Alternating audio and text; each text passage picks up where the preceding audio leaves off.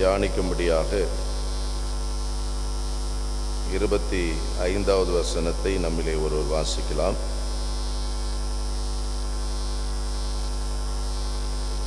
பரிசுத்தமானதை விழுங்குகிறதும் பொருத்தனை செய்த பின் யோசிக்கிறதும் மனுஷனுக்கு கண்ணியாயிருக்கும். மேலே ஆண்டவர் சொல்லியிருக்க உபதேசங்கள்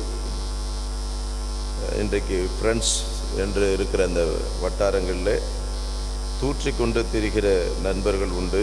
அப்படிப்பட்டவர்களை விட்டு விலக வேண்டும், அவர்களோடு ஐக்கியம் வைக்காது என்று. அப்படியே 2 இடத்துல நீங்கள் அவங்களோட ஐக்கியம் வைக்காதீங்க என்று சொல்லி ஆண்டவர் சொல்லுகிறதை நாம் பார்க்கிறோம்.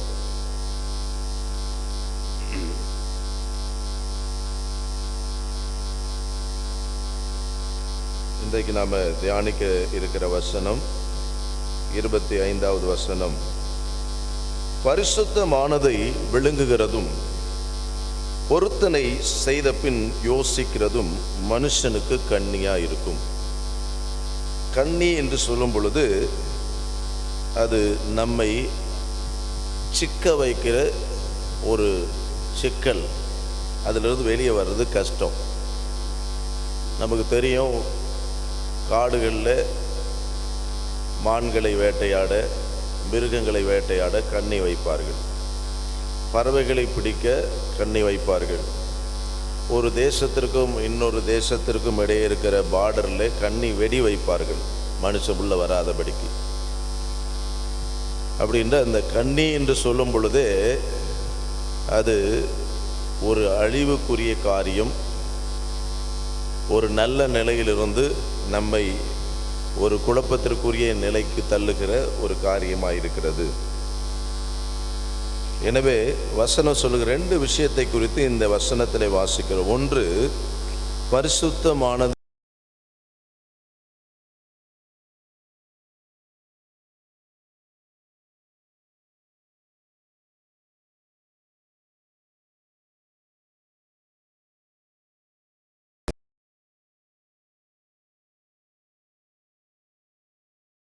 மனுஷனுக்கு கண்ணியா இருக்குமா? அல்லேலூயா, அல்லேலூயா. சத்தத்தை காணுமே, அல்லேலூயா. இங்கே தான் இருக்கீங்களா? அல்லேலூயா. நான் ஒவ்வொரு மாதமும்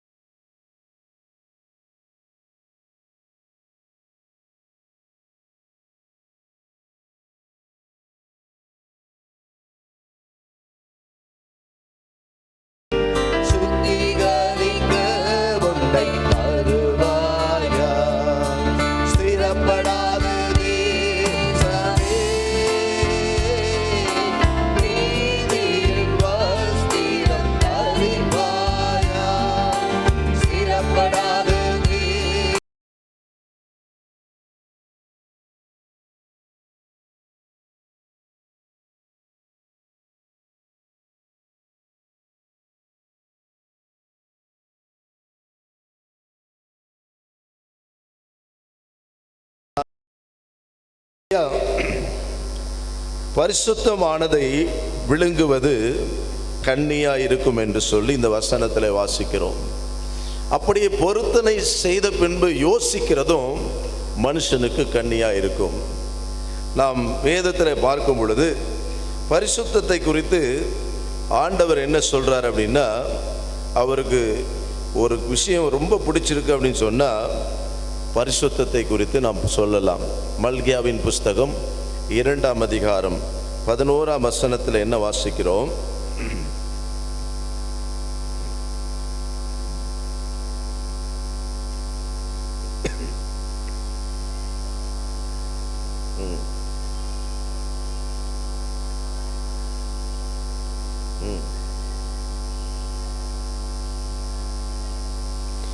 கர்த்தர் சிநேகிக்கிற பரிசுத்தம். ஆண்டவர் பரிசுத்தத்தை ரொம்ப சிநேகிக்கிறார், நேசிக்கிறார். நம்மை அவர் நேசிச்சதுனால தான், உலகத்தை நேசித்ததுனால தான் அவர் இந்த உலகத்தில் வந்து தம்முடைய ஜீவனை உங்களுக்காக எனக்காகவும் அவர் கொடுத்திருக்கிறார். யோவான் 3:16 தேவன் இவ்வளவாய் அன்பு கூர்ந்தார். ஆனால் இங்கே நாம் வாசிக்கும் பொழுது பரிசுத்தத்தை அவர் சிநேகிக்கிற தேவனாக இருக்கிறார்.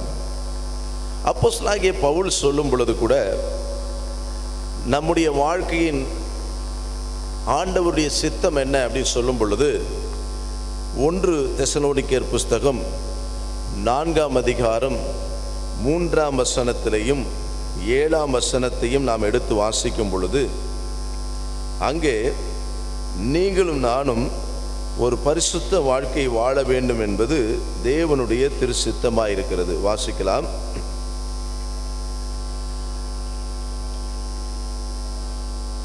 நீங்கள் பரிசுத்தம் உள்ளவர்களாக வேண்டும் என்பதே தேவனுடைய சித்தமாய் இருக்கிறது.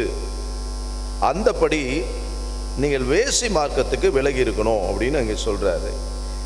அதுக்கு 7ஆம் வசனத்தில் நாம் வாசிக்கும் பொழுது தேவன் நம்மை அசுத்தத்திற்கு அல்ல பரிசுத்தத்திற்கே அழைத்திருக்கிறார். தேவனுடைய அழைப்பு நிறைய சொல்லியிருக்கு. ஆனால் பிரதானமான அழைப்பு என்ன அப்படின்னா, நீங்கள் நானும் பரிசுத்தமாக வாழ்வதற்காக தான் ஆண்டவர் அழைச்சிருக்காரு. ஏன்னா பரிசுத்தம் இல்லாமல் நாம் பரலோகத்துக்கு போக முடியாது, அவரை தரிசிக்க முடியாது, அவர் சமூகத்தில் வாழ முடியாது, நித்திய ஜீவனை பெற்றுக்கொள்ள முடியாது. ஆமேன். அல்லேலூயா, ஹல்லேலூயா. அப்ப தேவன் நம்மை அசுத்தமான வாழ்க்கை வாழ்வதற்காக அழைக்கல, பரிசுத்தமான வாழ்க்கை வாழ்வதற்காக ஆண்டவர் அழைத்திருக்கிறார். அதுதான் நம்ம இங்கே வாசிக்கிறோம்.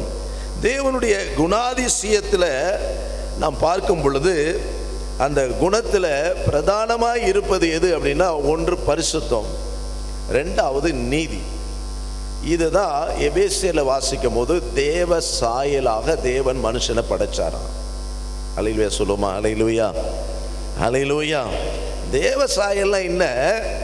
பரிசுத்தமும் நீதியும், மெய்யான நீதியும். இது ரெண்டும் சேர்ந்தது தான் தேவ சாயல். எந்த மனுஷன் வாழ்க்கையில் இது ரெண்டுமே இருக்கோ அவன் தேவ சாயலை பெற்றிருக்கிறான்னு அர்த்தம். அந்த தேவ சாயலை ஏதேன் தோட்டத்திலே மனுஷன் இழந்து போனான், சாத்தானாலே வஞ்சிக்கப்பட்டான், இழந்து போனான். அந்த இழந்து போன தேவ சாயலை பெற்றுக்கொண்டாதான் அவருடைய பிரசன்னத்தில் எப்பொழுதும் நாம் இருக்க முடியும். அல்லேலூயா சொல்லுவோம். அல்லேலூயா, அல்லேலூயா.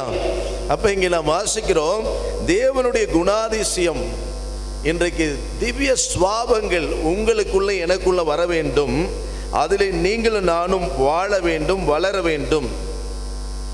அந்த திவ்ய சுவாபம் நம்மளே வரும் பொழுதுதான் ஆண்டவர் நம்மை பார்த்து பரிசுத்தவான்கள் என்று வேதத்தில் நாம் வாசிக்கும் பொழுதும் அந்த ஒரு டிக்னிட்டி, பரிசுத்தவான்கள் அப்படின்னு சொல்லும் பொழுது அதுக்குரிய அர்த்தம் என்னன்னா, அந்த பரிசுத்தம் அங்கே காணப்பட வேண்டும். தேவன் பரிசுத்தத்தை நேசிக்கிறான்னு பார்த்தோம். அப்போ பரிசுத்தம் எங்கே இருக்கோ உங்களையும் என்னை அவர் நேசிக்கிற தேவனாக இருக்கிறார். ஆமென் சொல்லுமா? அல்லேலூயா, அல்லேலூயா. நீங்கள் தானியேலை பார்த்தீங்கன்னா பிரியமான புருஷனே அப்படின்றாரு. காரணம் அவனுக்காக சொல்லலை, அவன் வாழ்க்கையில் காணப்பட்ட அந்த அசுத்தத்திற்கு விலகி பரிசுத்தமாய் வாழணும்னு அவன் முடிவெடுத்தான். ஒரு விஷயம், சாப்பாடு விஷயத்தில் ஏன்னா அதை சாப்பிட்டா ஆண்டவராக இயேசு கிறிஸ்து சொன்னது போல உள்ளுக்குள்ளே போகிறது ஒன்றும் மனுஷனை தீட்டுப்படுத்தாது, ஆனால் போயிட்ட பிறகு அது ரியாக்ஷன் பண்ணுது பாருங்க. தண்ணி அடிக்கிறது தப்புன்னு பைபிள் சொல்ல, ஆனால் நீ தண்ணி அடிச்சிட்ட பிறகு ரியாக்ட் ஆகிற பாரு, அது உன்னை கண்ட்ரோல் பண்ணுது பாரு, அதுதான் பாவன்ற. ஆமென், அல்லேலூயா. அதனால தான் அந்த தீமையை நாம் ஏன் அதை நாம் எடுத்துக்கொள்ள வேண்டும்? அதனால தான் அதை சாப்பிடாதீங்க. தீமையான காரியங்களை, நம்ம பாவத்துக்கு உட்படுத்துகிற, அடிமைப்படுத்துகிற, நம்மை நாம இருக்க விடாதபடி வேற மனுஷனாக மாற்றுகிற விஷயத்திற்கு நம்மை ஒப்பு கொடுக்காதீங்க, அடிமையாகாதீங்கன்னு பைபிள் நமக்கு சொல்லுது. அப்போ இங்கே நான் வாசிக்கும் பொழுது பரிசுத்தவான்கள் என்று அழைக்கப்படுகிறோம். அந்த பரிசுத்தவான்கள் அழைப்பதற்கு காரணம், எங்கே அந்த பரிசுத்த தேவனுடைய திவ்ய சுவாபம், அதில் பரிசுத்தம் பிரதானமாக இருக்குது. ஆமென், அல்லேலூயா. அந்த திவ்ய சுவாபத்திற்கு பங்குள்ளவர்களாக கர்த்தர் உன்னை என்னை அழைச்சிருக்கிறாரு. அந்த பரிசுத்த வாழ்க்கை நீங்கள் நானும் அனுபவிக்க வேண்டும், பெற்றுக்கொள்ள வேண்டும், வளர வேண்டும், அதில் நிலைத்திருக்க வேண்டும், தேவ சமூகத்திற்கு செல்ல வேண்டும், அவரை தரிசிக்க வேண்டும், சதா காலமும் அவரோடு வாழ வேண்டும். ஆமென், அல்லேலூயா சொல்லுவோம். அல்லேலூயா, அல்லேலூயா. அதற்காக தான் ஆண்டவர் நம்மை அழைத்திருக்கிறார். வேதத்தில் நாம் வாசிக்கும் பொழுது இங்கே இந்த வசனம் என்ன சொல்லுது? பரிசுத்தமானதை விழுங்குவது அவனுக்கு கண்ணி. ஒரு பொருளை விழுங்கிட்டோம் அப்படி சொன்னா அங்க டிஸப்பியரா மாறிடுது.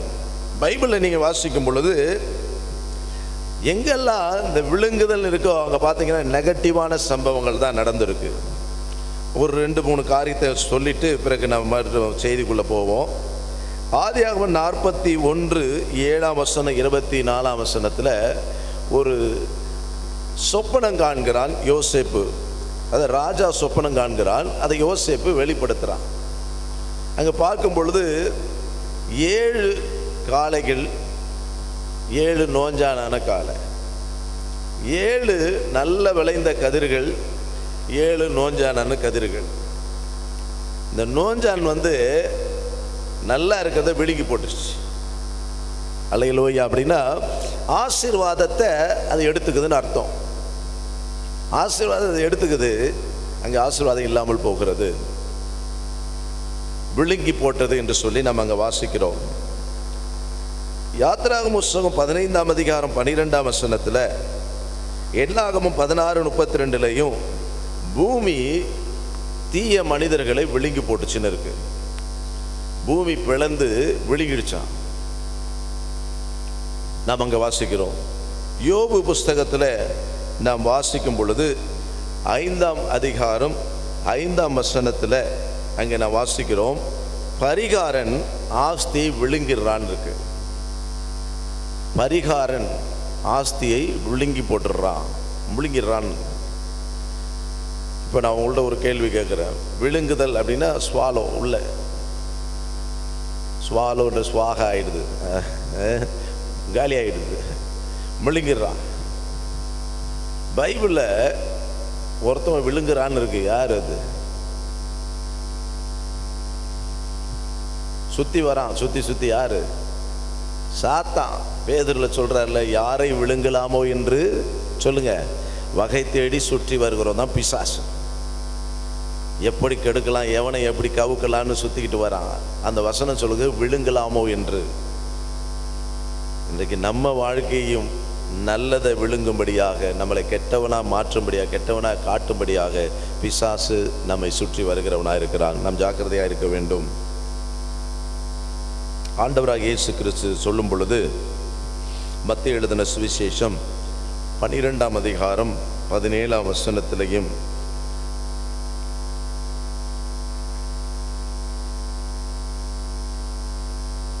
மத்தேயு 22:21 லூக்கா 20:25 அங்கே ஆண்டவர் என்ன சொல்றாரு? யாருக்கு எதை நம்ம செலுத்தணுமோ அதை நம்ம செலுத்திடணும், நம்ம கையில் வச்சிருக்க கூடாது. வாசிக்கலாம், ஒரு வசனத்தை வாசிப்போம்.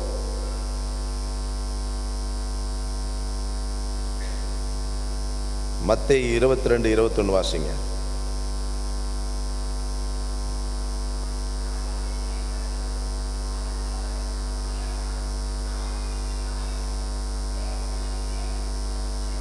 ராயனுடையதை ராயனுக்கும், தேவனுடையதை தேவனுக்கும் செலுத்துங்கள்.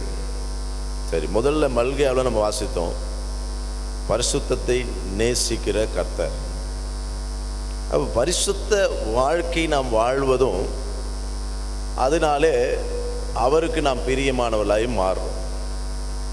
அப்போ பரிசுத்தத்தை நேசிக்கிறவர், அப்போ பரிசுத்தமானதை நாம் அவருக்கு செலுத்த வேண்டும் என்று பைபிள் சொல்லுது. பரிசுத்தமானதை நீங்களும் நானும் விழுங்கக்கூடாது பைபிள் சொல்லுது. ஏற்கனவே ஒரு சந்தர்ப்பத்தில் நாம் இதை தியானித்திருக்கிறோம். எத்தனை பேருக்கு ஞாபகம் இருக்குன்னு தெரியல. பரிசுத்தமானதை நீங்கள் நானும் விழுங்கக்கூடாது.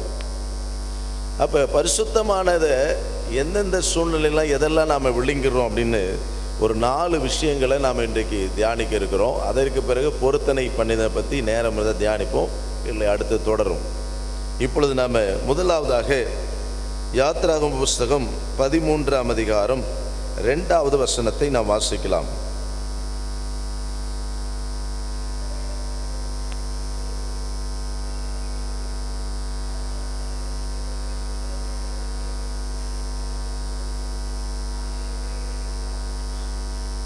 எனக்கு பரிசுத்தப்படுத்து, அது என்னுடையது. அதாவது ஃபர்ஸ்ட் பார்ன், முதல் பிறக்கிற பிள்ளை, அது ஆணோ பெண்ணோ எதுவும் இருக்கலாம். அல்லேலூயா. தலைச்சம் பிள்ளை எது பிறக்குதோ அது எனக்குரியதுன்றாரு. அதை பரிசுத்தப்படுத்துன்றாரு. அது பரிசுத்தமானதுன்னு அடுத்து அவர் சொல்றாரு.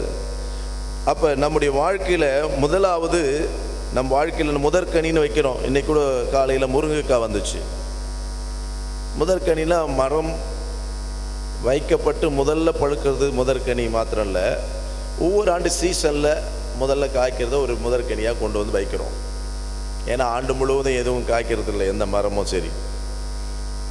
ஆமேன். ஹல்லேலூயா, ஹல்லேலூயா.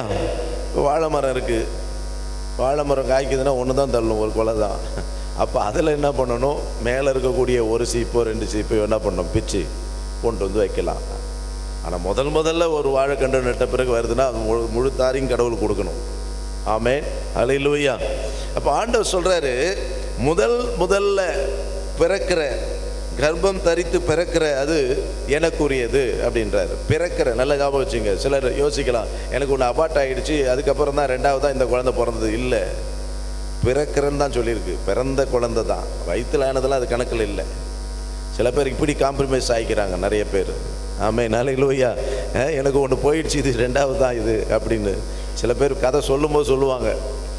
எத்தனை பேர்மா பிள்ளைங்கன்னா 3, ஆனால் முன்னாடி ஒரு 2 போயிடுச்சு நடுவில் அப்படின்வாங்க.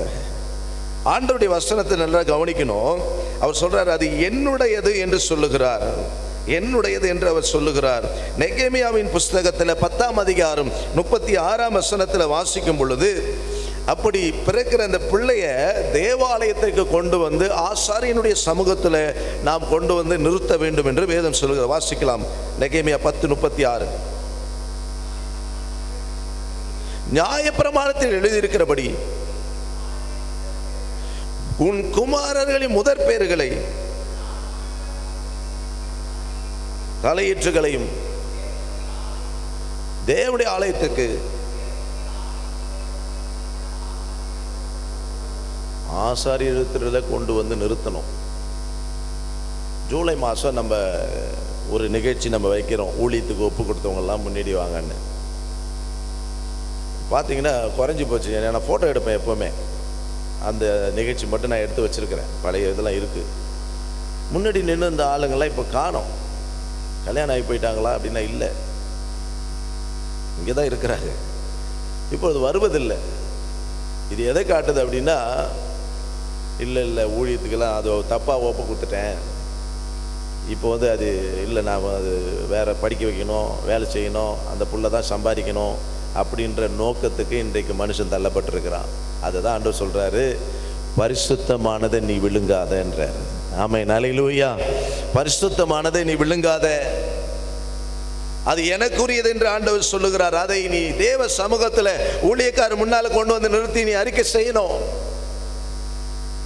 எப்படி ஒரு அண்ணாள் தன்னுடைய முதல் மகனை சாமுவேலை கொண்டு வந்து நிறுத்தி, இதை நான் கர்த்தரிடத்தில் கேட்டேன், கர்த்தருக்காக கொடுக்குறேன்னு அந்த பொருத்தனையும் நிறைவேற்றுறாங்க, பொருத்தனையும் செஞ்சுறாங்க அவங்க. ஆமென், ஹல்லேலூயா. அதை நிறைவேற்றினாங்க. ஐயோ இந்த புள்ளி எப்படி நான் கொடுக்குறது, பொருத்தனை செய்வோம். சில பேர் குழந்தை இல்லாத போது இந்த குழந்தை பிறந்தா கடவுளே உங்களுக்கு கொடுத்துட்றேன் பொருத்தனை. ஆனால் ஆண்டவர் சொல்ற, நீ பொருத்தனை பண்ணியோ இல்லையோ, ஆனால் முதல் பிறக்கிறது எல்லாம் எனக்குரியது, அது எனக்கு பரிசுத்தமான சொல்ற. என்னாகம புஸ்தகத்தில் 8ஆம் அதிகாரம் 17ஆம் வசனத்தை வாசிக்கலாம். என்னாகமும் 8:17. மனிதரிலும் மிருக ஜீவன்களிலும் முதற் பேரானதெல்லாம் என்னுடையது. இட் இஸ் மை, அது என்னுடையது, அது என்னுடையது. ஆமென், அல்லேலூயா. அப்பனா முதல் குழந்தை ஆண்டவருக்கு உரிமை பாராட்டுகிறார். அதே நேரத்தில் சங்கீதத்தில் நீங்கள் வாசிக்கும் பொழுது, பிள்ளைகள் கர்த்தரால் வரும் சுதந்திரம், கர்ப்பத்தின் கனி கர்த்தருடையது, அவருக்கு சொந்தமானது, அவரால் கிடைக்கிற பலன் அது அவருடையது, அவருக்கு சொந்தமானது. அதனால தான் அவர் உரிமையோடு சொல்றாரு, கர்ப்பம் திறந்து பிறக்கிற மனிதரும் மிருகஜீவன் எதுவாக இருந்தாலும் அது எனக்குடையது அப்படின்றார், எனக்கு சொந்தன்றார். அல்லேலூயா.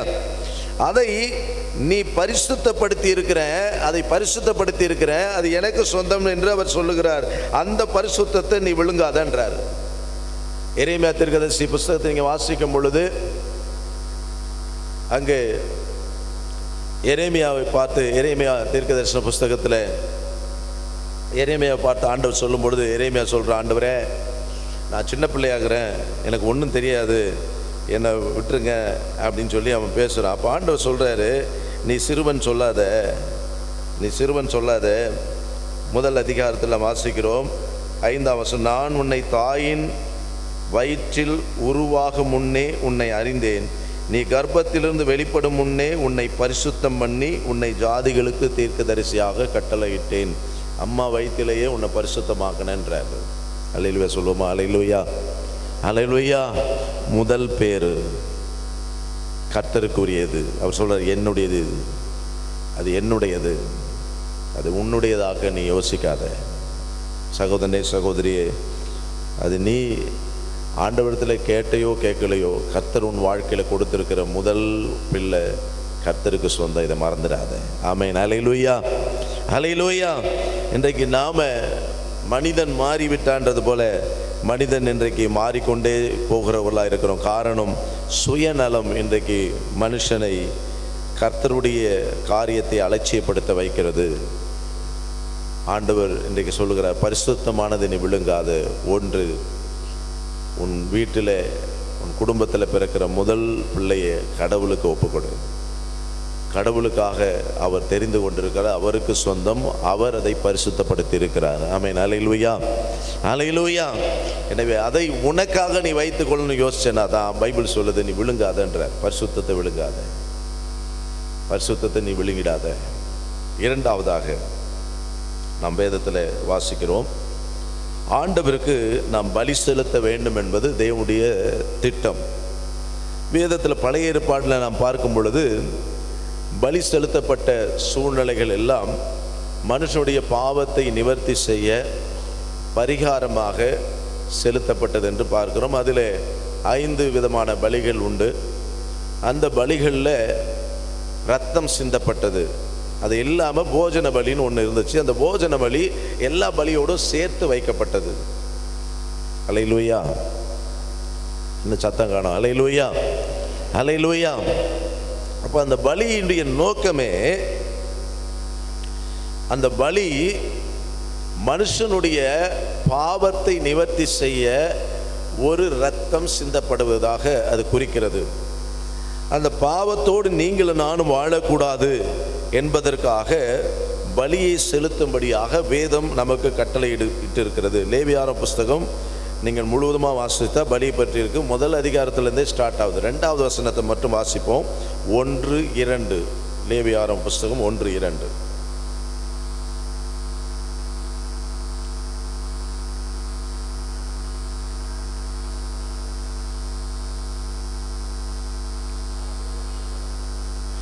நீ இஸ்ரவேல் புத்திரிடத்தில் சொல்ல வேண்டியது என்னவென்றால், உங்களில் ஒருவன் கர்த்தருக்கு பலி செலுத்த வந்தால் மாட்டு மந்தையிலாவது ஆட்டு மந்தையிலாவது ஒரு மிருகத்தை தெரிந்தெடுத்து பலி செலுத்த வேண்டும்.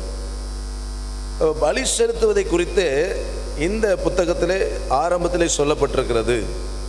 அந்த பலி செலுத்துவதனுடைய நோக்கம், பலி செலுத்தும் பொழுது அதில் சர்வாங்க தகன பலி இருக்கு, அதில் பாவ நிவர்த்தி பலி இருக்கு, குற்ற நிவாரண பலி இருக்கு.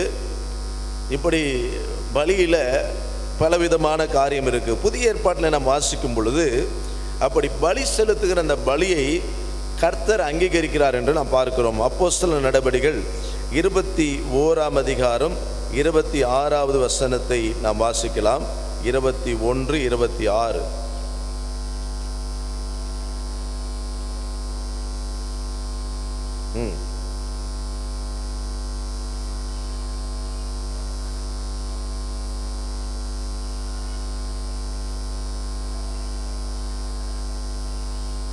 அவர்களில் ஒவ்வொருவனுக்காகவும் வேண்டிய பலி செலுத்தி தீர்மளவும் சுத்திகரிப்பு நாட்களை நிறைவேற்ற வேண்டும் என்று அறிவித்தார். இப்போ மனுஷனை சுத்திகரிப்பதற்கு அந்த பலி செலுத்தப்பட்டது. பைபிளில் நாம் வாசிக்கிறோம், ஒவ்வொரு நாளும் செலுத்தினாங்கன்னு இருக்கு. அந்த நாட்கள் ஒவ்வொரு நாளும் நீங்க சகரியா எலிசபெத்தை பார்க்கும் பொழுது அவருக்கு ஒரு டேர்ன் வந்துச்சு கடவுளுக்கு ஊழியம் செய்வதற்கு. அப்போ அதை செய்வதற்கு முன்பாக தங்களை பரிசுத்தப்படுத்திக் கொள்ளணும், தங்களை ஆயத்தப்படுத்திக் கொள்வதற்கு பலி செலுத்தணும்.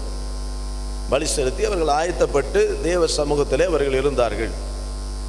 அப்போ இது பழைய ஏற்பாட்டில் சொல்லப்பட்ட இந்த பலியானது ஒரு டெம்பரவரியான ஒரு சொல்யூஷனை தான் கொடுத்துச்சு. ஆமென், அல்லேலூயா, அல்லேலூயா. எபிரேயர் 10:14 என்ன வாசிக்கிறோம்?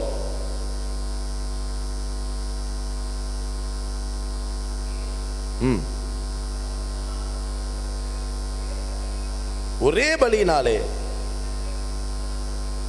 இவர் என்றென்றைக்கும் பூரணப்படுத்தி இருக்கிறார். ஒரே பலியை செலுத்தி பர்ஃபெக்டா முடிச்சிட்டார். மனுஷன் அப்பப்ப பண்ணிட்டு வந்ததை ஒரே பலியில கம்ப்ளீட் பண்ணிட்டார். ஏன் அப்படின்னு சொன்னா 10ஆம் வசனத்தை படிங்க. அதுல 10:10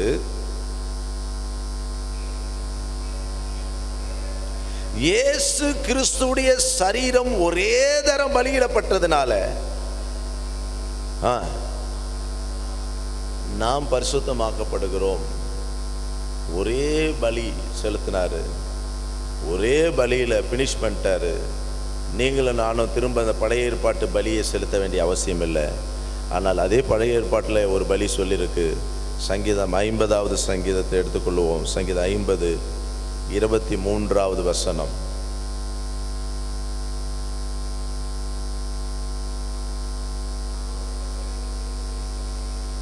ஸ்தோத்திர பலி செலுத்துகிறவன் என்னை மகிமைப்படுத்துகிறான். 14ஆம் வசனத்துல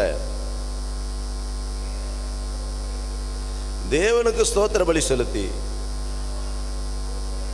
உன் பொருத்தனைகளை செலுத்து. ஸ்தோத்திர பலியை செலுத்து, பொருத்தனையை செலுத்து. ஆமென், அல்லேலூயா, அல்லேலூயா. ஸ்தோத்திர பலி, ஸ்தோத்திர பலி அப்பாவுக்கு, துதியும் கனமும் மகிமையும் என் அப்பாவுக்கு. ஸ்தோத்திர பலி, ஸ்தோத்திர பலி அப்பாவுக்கு, துதியும் கனமும் மகிமையும் என் அப்பாவுக்கு. ரத்தம் சிந்தினி நன்றி ஐயா, ரத்தம் சிந்தினி நன்றி ஐயா, ரட்சிப்பு தந்தி நன்றி ஐயா. ஆமென், ரட்சிப்பு தந்தி நன்றி ஐயா. ஸ்தோத்திர பலி, ஸ்தோத்திர பலி அப்பாவுக்கு, துதியும் கனமும் மகிமையும் அப்பா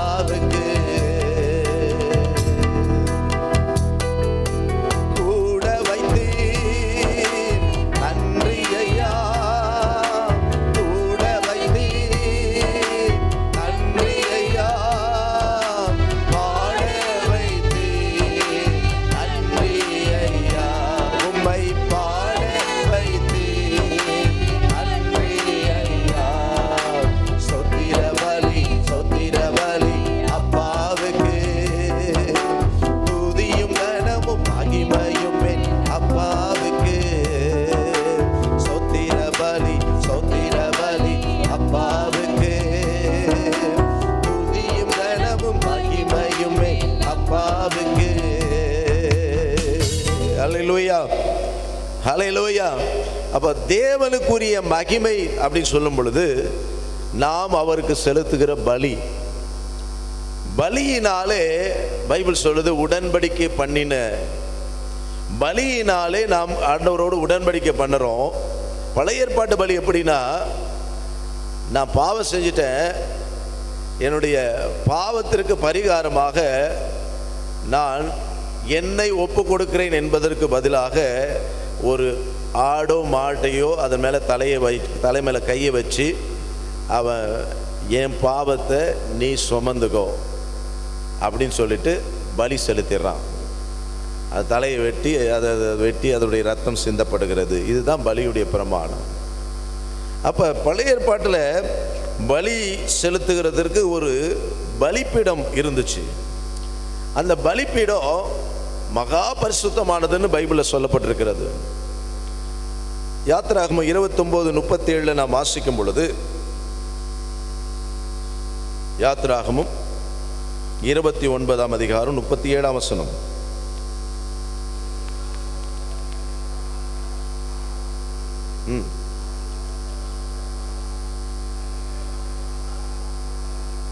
பலிபீடமானது மகா பரிசுத்தமா இருக்கும். பலிபீடத்தை தொடர்றதெல்லாம் பரிசுத்தமா இருக்கும். இன்றைக்கு உங்களுக்குள்ள எனக்குள்ள ஒரு பலிபீடம் எதுனா நம்முடைய இருதயம். ஆனால் இந்த இருதயம் தான் எரேமியா சொல்றார் ரொம்ப திருக்கா இருக்கு, கேடு கெட்டதா இருக்குன்றார். அப்போ இந்த இருதயமாகிய பலிபீடம் செப்பனிடப்பட வேண்டும், சுத்தமா இருக்கணும். அந்த இருதயத்திலிருந்து ஸ்தோத்திர பலியை உன் உதடுகளின் கனியாக செலுத்தணும். ஹல்லேலூயா சொல்லுமா? ஹல்லேலூயா, ஹல்லேலூயா. அந்த இருதயம் சுத்தமா இருக்கணும். பலிபீடத்தை தொடர்றதெல்லாம் பரிசுத்தமாகும் பைபிளில் சொல்லியிருக்கு. அப்ப அந்த பலிபீடம் உன்னுடைய இருதயம் பலிபீடமாக அது பரிசுத்தமா இல்ல மகா பரிசுத்தமா மாறணும். ஏன்னா ஒவ்வொரு மனுஷனுக்குள்ளேயும் இருதயத்தின் நினைவுனாலதான் வாய் பேசுது. அப்ப கர்த்தரை நீ நானும் துதிக்கணும், அவருக்கு ஸ்தோத்திர பலியை செலுத்தணும், அவருக்குரிய மகிமையை நாம் கொடுக்கணும் அப்படின்னு சொன்னா அந்த இருதயத்திலிருந்து வரணும். அது சொல்லுவாங்க பாருங்க, நல்லா பேசுறாரு பேசும்போது, ஆனா பின்னால பார்த்தீங்கன்னா என்னமா பேசுறாங்க. நேரில் பார்க்கும் போது பேசுற பேச்சு அது எங்க இருந்து வருதுன்னா உதட்டல வெளியிலிருந்தே வருது. ஆனா உள்ளத்துல இன்னொன்று வச்சிட்டு இருக்கிறாங்க. ஒரு மனுஷன் இன்னொரு மனுஷனை அப்படிதான் என்ன பண்றது வச்சிட்டு இருக்கிறான், உள்ள ஒன்று வச்சுக்கிட்டு. யாக்கோபு அதை சொல்லும்போது சொல்றாரு, உங்களுக்கு வேத வினா போட்டியில் வருது, உங்களுக்கு மனப்பாட வசனம் இன்றைக்குள்ளாக அனுப்பப்படும். உங்களுக்கு வேத வினா போட்டியில் யாக்கோபு 3ஆம் அதிகாரத்தில் கடைசியில் சொல்றாரு, ஒரே ஊற்றிலிருந்து எப்படி தித்திக்கிறதும் வரும் கசப்பும் வரும்ன்றாரு. இது கூடாது, இது சாத்தியம் இல்லைன்றாரு. அப்படின்னா ஒன்று டூப்ளிகேட்டாக இருக்கணும், ஒன்று தான் ஒரிஜினலாக இருக்கணும். ஆமென், ஹல்லேலூயா. ரெண்டும் ஒரே இடத்துல இருந்து வருதுன்னா நிச்சயம் ஒன்று டூப்ளிகேட்டு, ஒன்று தான் ஒரிஜினல். எது இருதயத்துக்குள்ள இருந்து இருக்கோ அதுதான் ஒரிஜினல். டூப்ளிகேட்டு வெளியிலேருந்து உதட்டிலேருந்து வருது. அப்ப இன்றைக்கு மனுஷன் தன்னுடைய உதடுகளின் கனியாகிய ஸ்தோத்திர பலியை உதட்டளவில் சொல்வதல்ல, பலிபிடமாகிய இருதயத்திலிருந்து அது வெளியே வரணும். அதுதான் நீங்கள் நானும் கர்த்தருக்கு செலுத்துகிற மகிமையா இருக்கும். அதை கர்த்தர் அங்கீகரிக்கிறவர். சுகந்த வாசனையாக கர்த்தர் அதை அங்கீகரிக்கிற தேவனாக இருக்கிறார். என்னாகமத்தில் 28ஆம் அதிகாரம் 23ஆம் வசனம் 24 வாசிக்கும் பொழுது தேவன் அந்த பலியை சுகந்த வாசனையாக அவர் அங்கீகரிக்கிறார், நுகர்ந்து மகிழ்கிற தேவனாக இருக்கிறார். அப்ப கர்த்தருக்கு நீங்கள் நானும் செலுத்த வேண்டிய பலி, ஸ்தோத்திர பலியை, அவருக்குரிய மகிமையை நீங்கள் நானும் எடுத்துக்கொண்டா அதுதான் நாம பரிசுத்தமானதை விழுங்குவதற்கு சமமாக இருக்கிறது. ஏனென்றால் பலி பரிசுத்தமானது கர்த்தருக்கு. அந்த பலிபீடமானது பரிசுத்தமானது. அந்த பலிபீடத்தில் நாம் கர்த்தருக்குரிய மகிமையை அங்கிருந்து நாம் எடுத்து செலுத்தாதபடி நமக்கு மகிமை அல்லது இன்னொரு மனுஷனுக்கு மகிமையை நாம் செலுத்துவோம் அப்படின்னு சொன்னால் நீங்களும் நானும் பரிசுத்தத்தை விழுங்குறோம்னு பைபிள் சொல்லுது. உதாரணத்துக்கு நாம் வேதத்தில் ஒரு நபரை குறித்து வாசிக்கிறோம். அப்போஸ்தலர் நடவடிக்கைகள் 12ஆம் அதிகாரம் 23ஆம் வசனம். ஏரோது ராஜா என்ற ஒரு நபரை பார்க்கிறோம். இந்த ஏரோது ராஜா என்ன பண்ணா, கர்த்தருக்குரிய மகிமையை செலுத்தாம தன்னை அவன் புகழ்ந்ததுனால, ஆண்டவருடைய மகிமையை தனக்கு எடுத்து கொண்டதுனால அவன் இறந்து போயிட்டான். உடனே கர்த்தர் அடிச்சார்னு வாசிக்கிறோம். நேபுகாத்நேச்சாரை குறித்து வேதத்திலே வாசிக்கும் பொழுது, தானியேல் தீர்க்க தரிசன புஸ்தகத்தில், அவனும் ஆண்டவருக்கு மகிமையை செலுத்தாம வாயில கூட அவன் சொல்லலை. நல்லா கவனிங்க, வாயில கூட சாத்தான் கூட வாயில அறிக்கை பண்ணலை, தம் உள்ளத்துல தான் நினைச்சான். இந்த ராஜாவும் தன்னுடைய சிந்தையில நினைச்சிட்டு இருந்தான், இது எனக்காக கட்டின மகா பாபிலோன்னு. அங்கே வசனம் சொல்லு, கர்த்தருக்கு அவன் மகிமையை செலுத்தாதனால அவன் 7 ஆண்டுகள் ஒரு மாட்டை போல மிருகமாக மாறினான். அரண்மனையில் இருக்க வேண்டிய ராஜா காட்டில் திரிந்து கொண்டிருந்தான், பனியிலும் வெயிலிலும். அப்படின்னா மூளை கலங்கி போச்சு, அவன் பைத்தியமாக மாறிட்டான். இன்றைக்கு அநேகர் கடவுளுக்கு நாம் மகிமையை செலுத்தாமல் எந்த ஒரு மனுஷனுக்கும் நாம் செலுத்துவோம் என்று சொன்னால், நம்முடைய இருதயத்தில் இருக்கிற அந்த பரிசுத்தத்தை, கடவுளுக்கு கொடுக்க வேண்டியதை நாம் விழுங்கிடுறோம். அதனாலே கர்த்தருடைய கோபத்திற்கு ஆளாவும். பிரியமானவர்களே, அதுதான் நாம் இங்கே வாசிக்கிறோம். நாம் இன்றைக்கு கடவுளாக மாறக்கூடாது. அந்த ஏரோது ராஜா அப்படி தான் தன்னை கடவுளாக காமிச்சிட்டானா, தன்னை கடவுளை போல எல்லாருக்கும் வெளிப்படுத்தான். எல்லாரும் சொன்னாங்களாம், அவன் வாயிலிருந்து வர வார்த்தை கடவுளுடைய வார்த்தை போல இருக்குன்னு.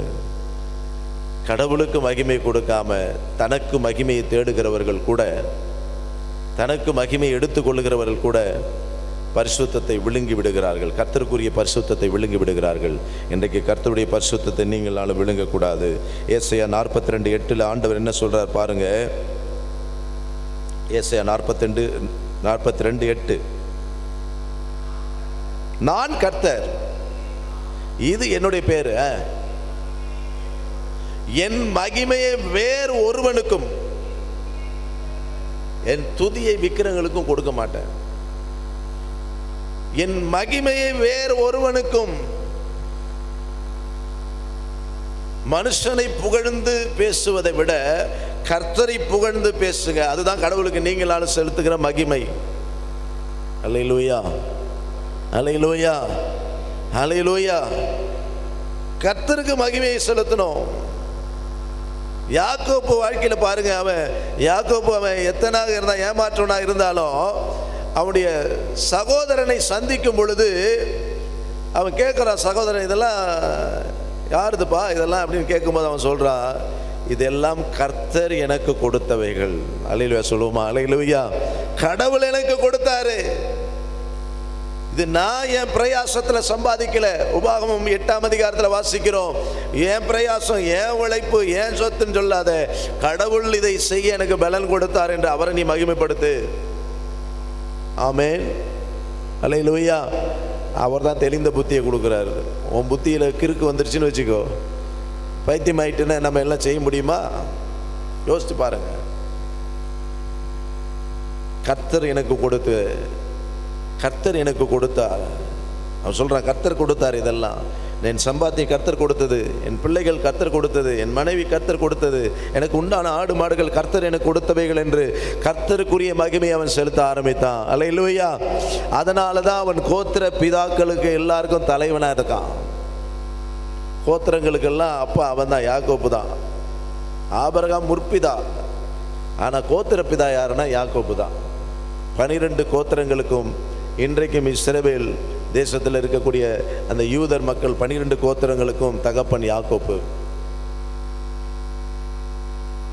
அவன் வாழ்க்கையில் ஒரு நல்ல விஷயம் எது அப்படின்னு சொன்னா, அவன் ஜெபம் பண்ணது ஒரு பக்கம் இருந்தாலும் அவன் ஸ்டேட்மெண்ட் கொடுக்குறான், தன் உள்ளத்திலிருந்து, இருதயத்திலிருந்து கர்த்தருக்கு மகிமையை அவன் செலுத்துறான். இதெல்லாம் கர்த்தர் எனக்கு கொடுத்தவைகள், இதெல்லாம் என்னுடைய, இதில் கர்த்தர் எனக்கு கொடுத்தது, நான் உழைச்சேன்.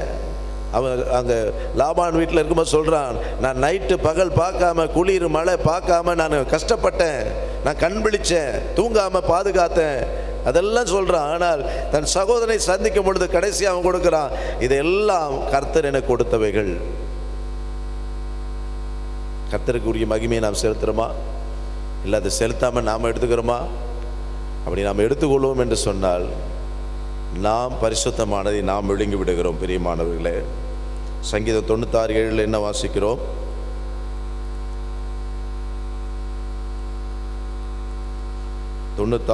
சங்கீதம்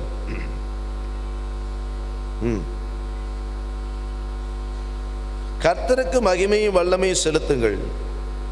கர்த்தருக்கே அதை செலுத்துங்க. கர்த்தருக்கே அதை செலுத்துங்க. 1 நாளாகமம் 16:28 குறித்து கொள்ளுங்க. தினமும் ஸ்தோத்திர பலியை கர்த்தருக்கு நாம் செலுத்த வேண்டும். தினமும் ஸ்தோத்திர பலியை நாம் செலுத்தணும். சமுத்திரத்தின் அலைகளைப் போல, சமுத்திரத்தின் அலைகள் ஓயாது அடிச்சிட்டே இருக்கிறது போல, நாமும் கடலை போல கடவுளுக்கு நாம் நன்றியும் ஸ்தோத்திர பலியை நாம் செலுத்திக்கிட்டே இருக்கணும். பலி செலுத்திக்கிட்டே இருக்கணும், நிறுத்தவே கூடாது. எபிரேயர் 2ஆம் அதிகாரம், மன்னிக்கும், ஆபகுக் 2:14 வாசிக்கலாம். ஆபகுக் 2ஆம் அதிகாரம் 14வது வசனம்.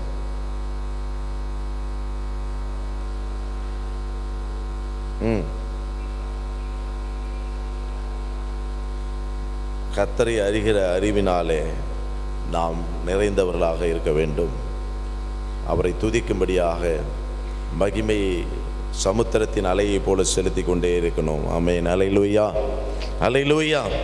3வது காரியத்திற்கு நாம் வருவோம்.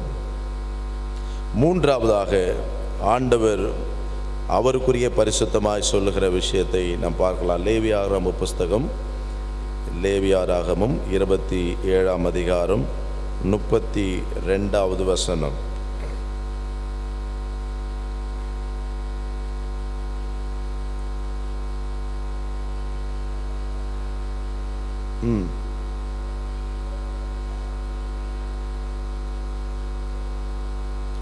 பத்தில் ஒரு பங்கு.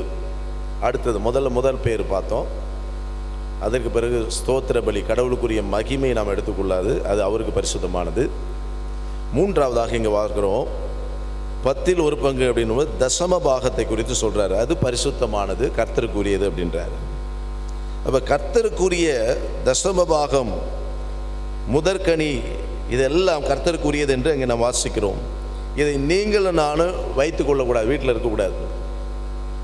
நீங்கள் நானும் எடுத்துக்கொண்டோம் என்று சொன்னால் பைபிள் சொல்லுகிறது, பரிசுத்தமானதை நீங்களும் நானும் விழுங்குகிறவர்களாக இருக்கிறோம். தசம பாகம், காணிக்கை, முதற்கனி, இது கர்த்தருக்கு பரிசுத்தமானது. பைபிளில் தான் சொல்லியிருக்கு. இன்றைக்கு அதை நாம் கர்த்தருக்காக கொடுக்காம நாம் வஞ்சிப்போம் அப்படி சொன்னால் நாம் பரிசுத்தத்தை விழுங்குகிறவர்களாக இருக்கிறோம். நாம் என்ன நினைக்கிறோம், பாஸ்டர் தானே பார்த்துக்கலாம், அவருக்கு என்ன என் சம்பளம் தெரியுமா அல்லது என் வருமானம் தெரியுமா என்ன, அதனால் பார்த்துக்கலாம் அப்படின்னு நம்ம நினைக்கிறோம். என் சம்பளத்தைன்னா அவர்கிட்ட நான் சொன்னேன்னா இல்லை காட்டினேன்னா எனக்கு ஒவ்வொரு மாதம் என்ன வருது அவருக்கு என்ன தெரியும். அதனால் நான் ஏதோ கொடுக்கறது தான் தசம பாகம், நான் ஏதோ போடுறது தான் காணிக்க. இன்றைக்கி நாம் நினச்சி கொள்கிறோம். பிரியமானவர்களே, வசனம் சொல்லுகிறது, 10ல் ஒரு பங்கு இருக்கக்கூடிய இந்த தசம பாகம் கர்த்தருக்கு பரிசுத்தமானது. அந்த பரிசுத்தமானதை உன் வீட்டிலேயோ அல்லது உனக்காக நீ வைத்துக் கொள்வானா, நீ அதை விழுங்கி விடுகிறவர்களாக இருக்கிற, நீ கடவுளை ஏமாற்றுகிறாய். நல்லா ஞாபகம் வச்சுங்க. வசனம் நிறைய நமக்கு தெரியும், நம்ம அதை அதிகமாக டீப்பாக போக வேண்டியதில்லை. மல்கியா 3:8 குறித்து கொள்ளுங்க. துணிகரமாக இன்றைக்கு நாம் சில பேர் கேள்வி கேட்குறோம். 3ஆம் அதிகாரம் 8ஆம் வசனத்தை வாசிங்க. மல்கியா 3:8.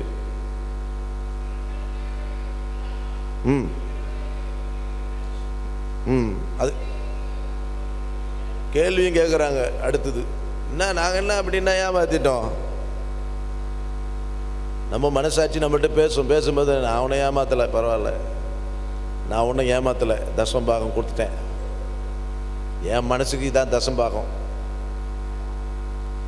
நமக்கு நல்ல கணக்கு தெரியும். மற்றதெல்லாம் கொடுத்தா, எனக்கு தெரிஞ்சு படிக்காத நபராக இருந்தால் கூட,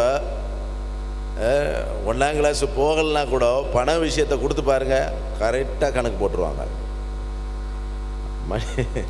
சிரிக்கிறாங்க. பணத்தை கொடுத்து பாருங்கள், கணக்கு இவ்வளோன்னா கரெக்டாக கொடுத்துருவாங்க. அதில் கணக்கு கரெக்டாக ஒன்றும் மிஸ் ஆகாது. ஆனால் கடவுளுக்கு கொடுக்கும்போது பாருங்கள், நம்ம ஒரு கணக்கு போட்டு நம்ம ஒரு பக்கம் ஏமாற்றிட்டு நம்ம கொடுக்குறோம். சமயத்தில் ஒரு ஐயா தசமபாகம் கொடுத்துருந்தார், தசமபாகம் தான் எழுதியிருந்தார். நம்ம என்ன ஆயிடுச்சுன்னா, அந்த வீட்டில் 2 பேரும் தசமபாகம் கொடுத்தாங்க, மிஷனரிக்கு அன்னைக்கு கொடுத்தாங்க. ரசீது என்ன ஆயிடுச்சு, மாற்றி போயிடுச்சு. அவர் ஃபோன் பண்ணி என்கிட்ட விசாரித்தார்.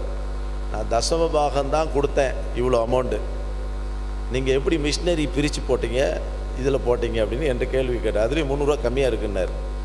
கடைசியில் அப்புறம் தேடி பார்த்தா அந்த ரசீது அவருக்கு போகல, அவங்க வீட்டில் இருக்கவங்களுக்கு போக வேண்டிய ரசீது மாறி போயிடுச்சு. அப்புறம் சொன்ன பிறகு அவர் சமாதானமானார். நான் தசமபாகம் கொடுத்தேன், அந்த தசமபாகம் வரவில் தான் போகணும். நம்ம எத்தனை பேர் அப்படி இருக்கிறோம்? அல்லேலூயா! எத்தனை பேர் நம்ம வைராக்கியமாக இருக்கிறோம்? ஆண்டவர் சொல்லுகிறார், தசமபாகம் எல்லாம் எனக்கு பரிசுத்தமானது, அதை நீங்களும் நானும் வஞ்சித்து வைத்துவிட்டு ஏமாத்திட்டு, கடவுள் கேட்குறாரு, மனுஷன் நீங்கள் என்ன வஞ்சிக்கலாமா கேட்டால், நாங்கள் எப்போ உங்களை வஞ்சித்தோம், ஏமாத்தணும்? அவரை பார்த்து கேள்வி கேட்குறாங்க. அன்றைக்கி கேட்டிருக்கிறாங்க. அந்த வசனத்தை வாசிங்க திரும்ப.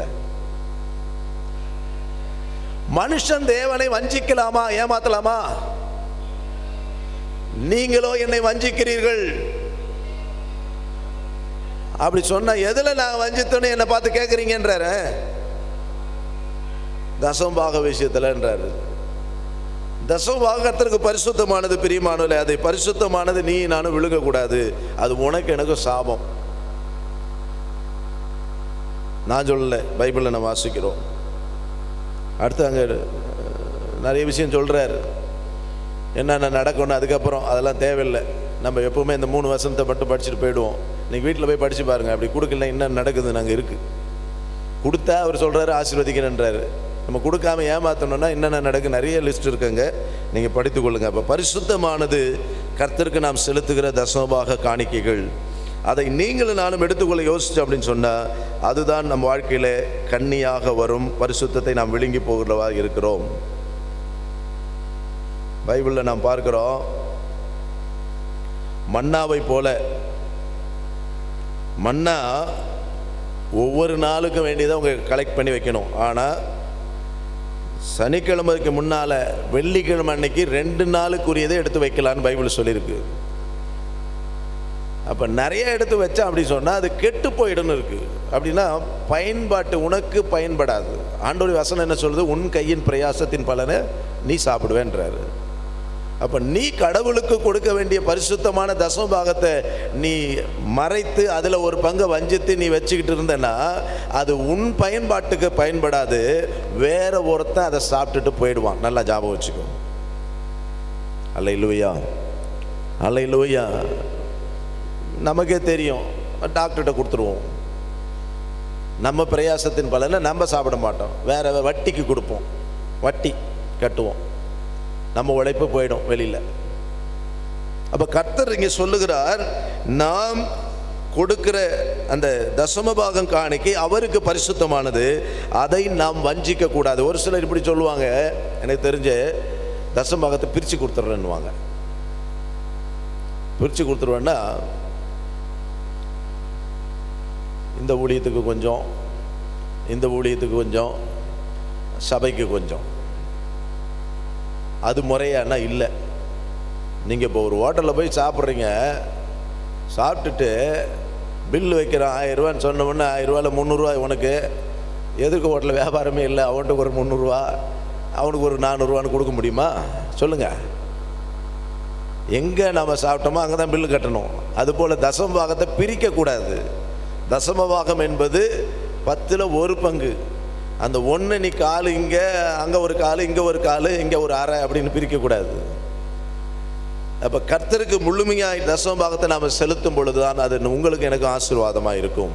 அல்லேலூயா, அல்லேலூயா. அப்படி நாம் மாற்றும் பொழுது நாம் அந்த பரிசுத்தமான தசமபாகத்தை நாம் விழுங்குறோம். அதனால தான் கர்த்தர் கேள்வி கேட்கிறார், மனுஷனை பார்த்து கேட்கிறார், உங்களை என்னையும் பார்த்து என்னை ஏமாத்தலாமான்னு கேட்கிறார். ஏசாயா 28ஆம் அதிகாரம் 4ஆம் வசனம்.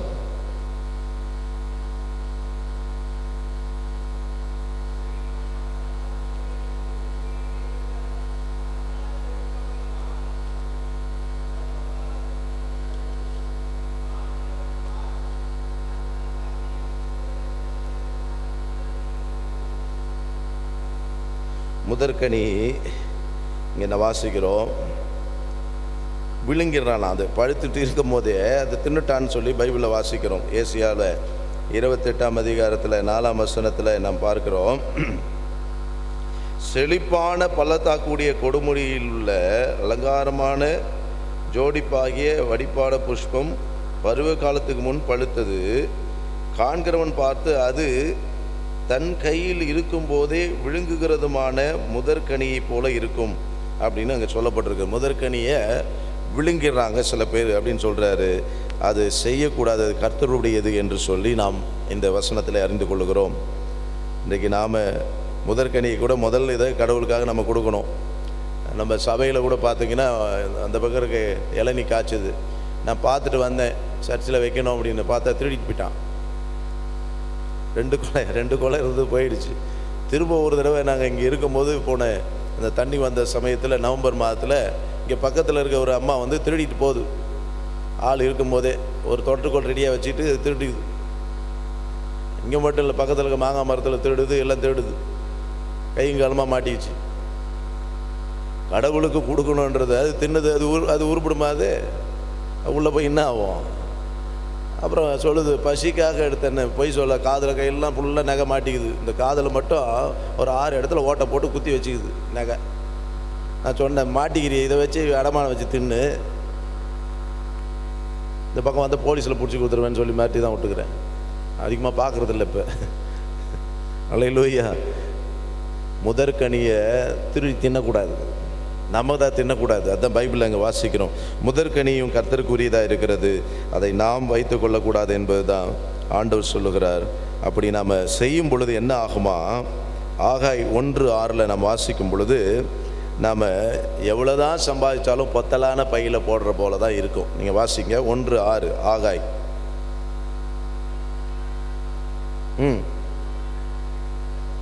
திரளான சேர்த்து கொஞ்சமாக தான், அப்புறம் திருப்தி ஆகலை, பரிபூர்ண அடையில.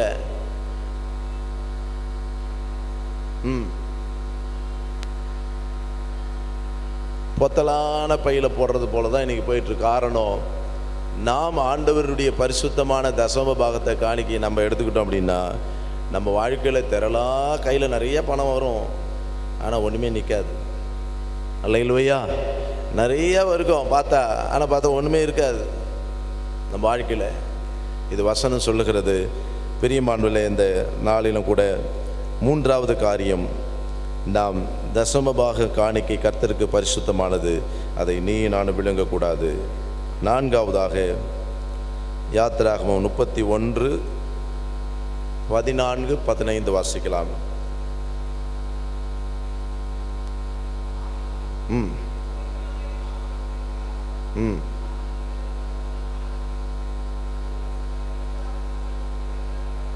போதும். ஓய்வு நாளை கர்த்தருக்கு பரிசுத்தமானது. அந்த நாளை உன்னுடைய நாளாக நீ உன் சொந்த வேலையில் போவ அப்படின்னு சொன்னால், ஓய்வு நாள் சில பேர் ஆராதனை வந்துட்டு போகிறோம். அந்த ஓய்வு நாளே வசனம் சொல்லுகிறது, அது கர்த்தருக்கு பரிசுத்தமான நாள். அதை உனக்காக நீ விழுங்காத, அதை உன்னுடைய சொந்த வேலையை நீ செய்யாத. தேவ சமூகத்தில் அல்லது வீட்டில் இருந்து ஜெபிக்க அல்லது மற்றவர்களுக்கு சுவிசேஷத்தை சொல்ல இந்த நாளை பயன்படுத்து. நமக்கு தெரியும், நல்லா தெரியும். நமக்கு உதாரணமே இருக்குது. 6 நாள் கர்த்தர் என்ன பண்ணார்? வேலை செஞ்சார். அப்படின்னா இந்த சிருஷ்டி எல்லாம் படைத்தார். 7வது நாளில் ஓய்ந்திருந்தார், அதை பரிசுத்தப்படுத்தினார். அந்த நாள் வந்து கர்த்தருக்கு பரிசுத்தமான நாள்.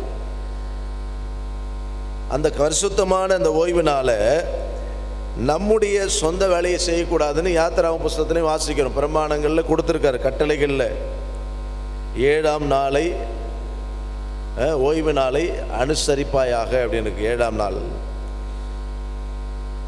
அந்த நாளில் நாம் நம்முடைய வேலையை செய்யக்கூடாது என்ற ஏசாயா 56ஆம்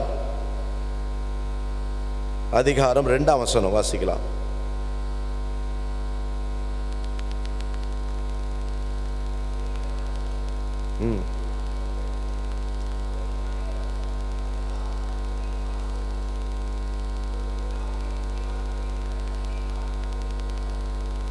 பாக்கியவான், ஓய்வு நாளை நீ பரிசுத்தமானது, கர்த்தருக்கு பரிசுத்தமான நாளை நீ சரியாக ஆசரிச்ச சொன்னால் நீ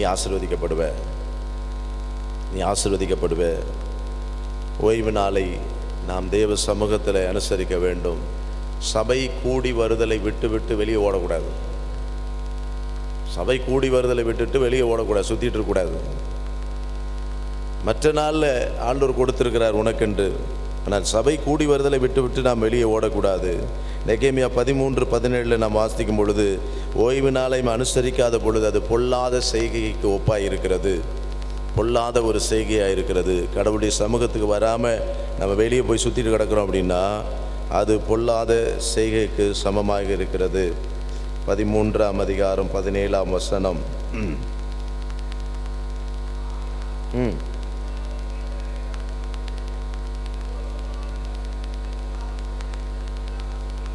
இந்த பொல்லாத செய்கை என்ன? ஓய்வு நாளை நீ பரிசுத்த குலைச்சல் ஆக்குகிற அப்படின்னா, தேவ சமூகத்துக்கு வராமல் பரிசுத்தமாய் ஆசரிக்காமல் நீ சுற்றிட்டு இருக்க அப்படின்னா, அதுதான் ஆண்டவர் சொல்கிறாரு, பொல்லாத செய்கை என்ன? நீ செய்கிற அந்த செய்கை பொல்லாத செய்கைன்றார். இல்லை, ஃபங்க்ஷனுக்கு போனேன், சொந்தக்காரங்க ஃபங்க்ஷன், முக்கியமான ஃபங்க்ஷன், அது பொல்லாத செய்கைன்றார். என்னுடைய அக்காவுடைய பேரனுக்கு திருமணம் இப்போ தான் நடந்து சமீபத்தில். அவங்க கல்யாணம் ஞாயிற்றுக்கிழமை வச்சுருந்தாங்க. சனிக்கிழமை அந்த இந்து கல்யாணத்தில் அழைப்பு இருக்கும். சரி, அது ஓய்வு நாள், 3 நாளும் போக முடியாது. நாங்கள் என்ன பண்ணோம், இடையில் அதுக்கு முன்னாடி ஒரு 10 நாள், 1 வாரத்துக்கு முன்னாடி போய் நேராக போய் பார்த்துட்டு அவங்களுக்கு என்ன செய்யணுமோ செஞ்சுட்டு வந்துட்டோம். அவ்வளோதான், சந்தோஷமாக முடிஞ்சு போச்சு. நாம் என்ன நினைக்கிறோம், நம்ம தான் போய் தாலி எடுத்து கொடுக்குற மாதிரி போய் உட்காந்துக்குவோம், ஐயரு மாதிரி. ஆமேன், அல்லேலூயா, அல்லேலூயா. சத்தத்தை காணமே, அல்லேலூயா. நம்ம செய்கிறோம், மனுஷனை பிரியப்படுத்துகிறோம்.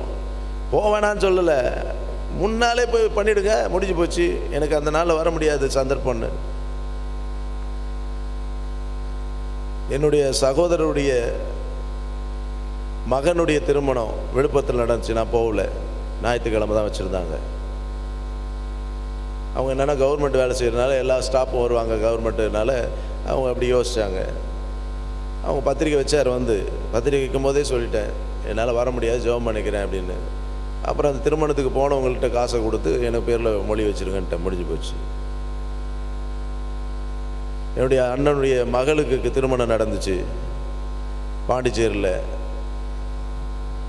திங்கக்கிழமை காலையில் தான் கல்யாணம் முகூர்த்தம். திங்கக்கிழமை ஊழியர் மீட்டிங் இங்கே. ஞாயிற்றுக்கிழமை ஆராதனை முடிச்சுட்டு இப்படியே பஸ் ஏறி போய் அங்கே போயிட்டு பார்த்து ஆசீர்வதிச்சு ஜெபம் பண்ணிவிட்டு நைட்டே ரிட்டன் ஆகி வந்துட்டோம். 12 மணிக்கெலாம் வீட்டுக்கு வந்துட்டோம். கல்யாணத்தில் இல்லை.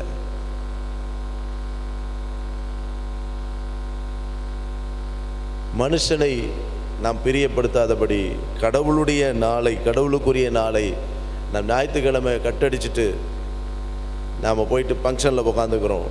நிறைய பேர் என்கிட்டே சொல்லியிருக்காங்க, நான் போனேன், சர்ச்சுக்கு போனேன் பக்கத்தில் எங்கேனாவது கேட்டால், இல்லை சர்ச்சுக்கெல்லாம் போகல, அங்கே போனால் எல்லாம் பேசினே இருந்தாங்க, ஜாலியாக போயிடுச்சு டைம், அவ்வளோதான்.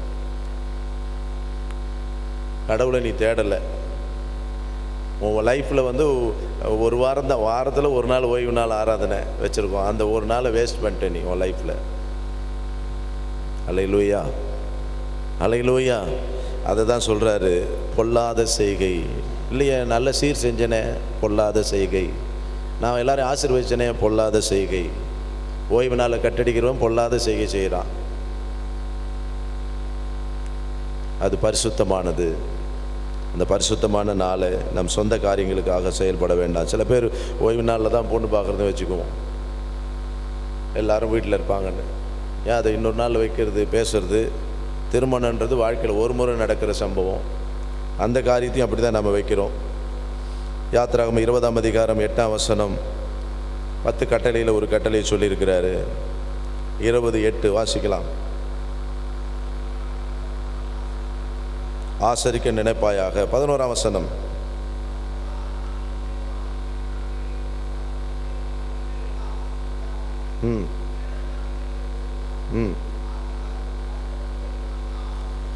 ஆசீர்வாதமான நாள் ஓய்வு நாள். நல்லா ஞாபகம் வச்சுங்க. 6 நாளும் இல்லை, ஆண்டவரை நாம் ஆராதிக்கிற அந்த கடைசி நாளை ஆண்டவர் ஆசீர்வதிச்சிருக்காரு. அது ஆசீர்வாதமான நாள். அந்த நாள் தேவ சமூகத்தில் நீ நான் இருக்கணும். அல்லேலூயா, அல்லேலூயா, அல்லேலூயா, அல்லேலூயா.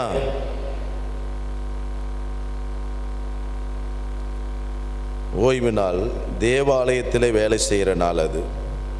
அது கர்த்தருடைய நாள். மத்தேயு 12:5 நாம் வாசிக்கும் பொழுது அந்த ஓய்வு நாளை நீங்களும் நான் விழுங்கக்கூடாது என்று வேதம் சொல்கிறது. 12:5 மத்தேயு.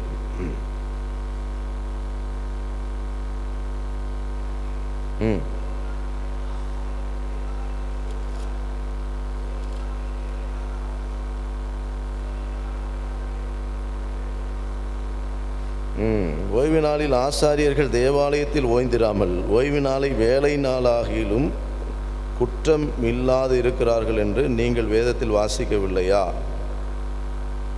ஓய்வு நாளை வேலை நாளாக்கினாலும் குற்றம் இல்லாது இருக்கிறார்கள் என்று நீங்கள் வேதத்தில் வாசிக்கவில்லையா? இது யாருக்குன்னா ஆசாரியர்களை குறித்து அங்கே சொல்லப்பட்டிருக்கிறது. ஆசாரியர்கள் ஓய்வு நாளை, அவங்களுக்கு ஊழியமே அதுதானே, நாம் இந்த ஓய்வு நாளில் தான் கர்த்தருடைய வார்த்தை சொல்லும்படியாக இருக்கிறோம். எனவே ஓய்வு நாள் கர்த்தருக்கு பரிசுத்தமானது. அதை நம்முடைய காரியங்களுக்காக எடுத்துக்கொள்ள வேண்டாம். கடைசியாக ஒரே ஒரு வசனத்தை வாசி நாம் முடிப்போம். 2 சாமுவேல் 20ஆம் அதிகாரம் 19ஆம் வசனம் 20வது வசனம். 2 சாமுவேல் 20ஆம் அதிகாரம் 19, 20.